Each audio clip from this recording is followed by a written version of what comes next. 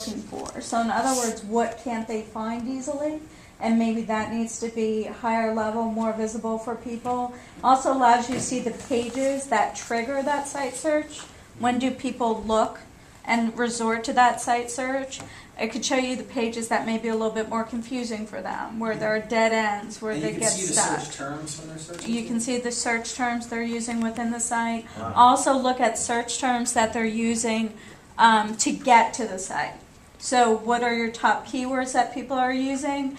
9 out of 10 times, top 100 site search or some iteration of your organization name. And you see that you're losing a major opportunity with optimizing your content. So you'll see the search engine versus direct traffic.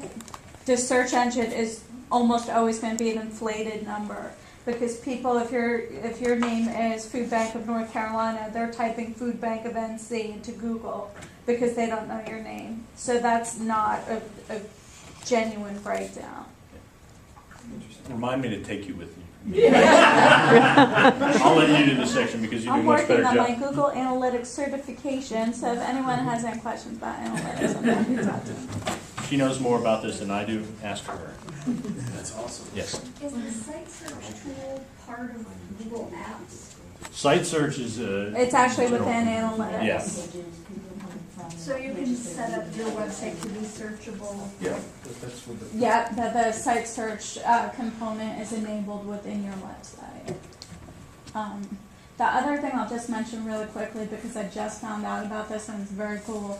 If Google is working to get more people opting in to share their data publicly for benchmarking, things along those lines, I think you have to opt in. It's not defaulted. You have to opt in to be willing to share your data in aggregate form. No one's ever going to know it's you. But what it allows you to do is you can then see benchmarks of how your industry is doing compared to how your site traffic is doing. And so you have another line going throughout all of those that give you that benchmark data. So that's another great reporting piece. It's under account settings. You have to check a box, willing to share my data publicly. You get then benchmarking reports every month from Google with that information.